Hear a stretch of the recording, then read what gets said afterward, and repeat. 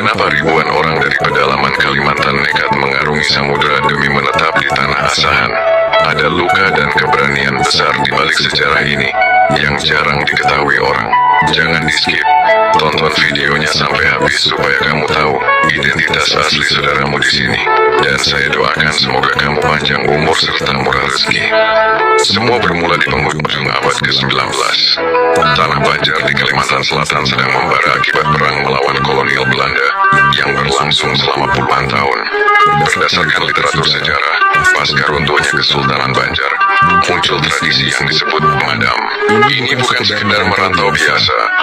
Madam adalah bentuk protes dan upaya mempertahankan harga diri bagi mereka yang menolak tunduk pada aturan penjajah.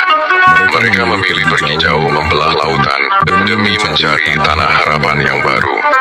Bagaimana mereka bisa sampai ke asahan?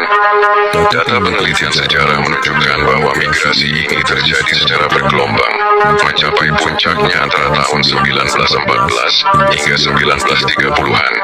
Awalnya mereka mendarat di wilayah pesisir Sumatera Timur seperti Tebilahan dan Deli. Namun, daya tarik lahan subur di wilayah Kesultanan Asahan membuat rombongan besar ini terus bergerak menyusuri sungai dan hutan. Menurut kajian sosiologi pedesaan, ada dua titik awal yang menjadi saksi bisu kedatangan mereka. Kecamatan Air Joman dan Kecamatan Tinggi Raja. Disinilah jejak sejarah itu tertanam kuat. Di Air Joman, kelompok perantau ini berkumpul dalam komunitas besar hingga akhirnya membentuk apa yang sekarang kita kenal sebagai Desa Banjar. Sementara itu di wilayah Desa Teladan, suku Banjar masuk sebagai kelompok pionir yang berani membuka hutan belantara, yang saat itu masih dianggap angker dan tidak berpenghuni.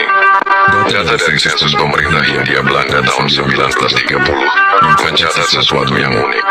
Etnis Banjar di Asahan dikenal sebagai pembuka lahan rawa yang paling tangguh. Mereka membawa teknologi dari Kalimantan yang tidak dimiliki suku lain saat itu, yaitu teknik manabas dan sistem irigasi pasang surut. Mereka tidak mencari lahan yang sudah jadi. Mereka mencari rawa liar yang dianggap tak berguna oleh orang lain.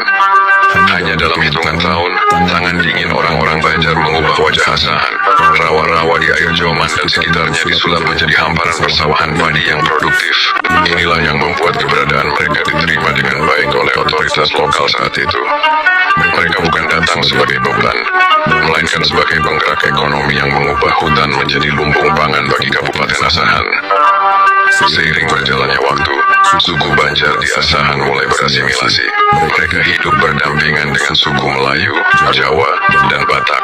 Meski bahasa pergaulan mulai bercampur dengan dialek lokal, namun semangat kekeluargaan atau bubuhan tetap dijaga. Desa Banjar dan Desa Teladan bukan sekedar nama administratif, melainkan monumen hidup yang membuktikan bahwa darah Kalimantan pernah berjuang hebat di tanah Sumatera.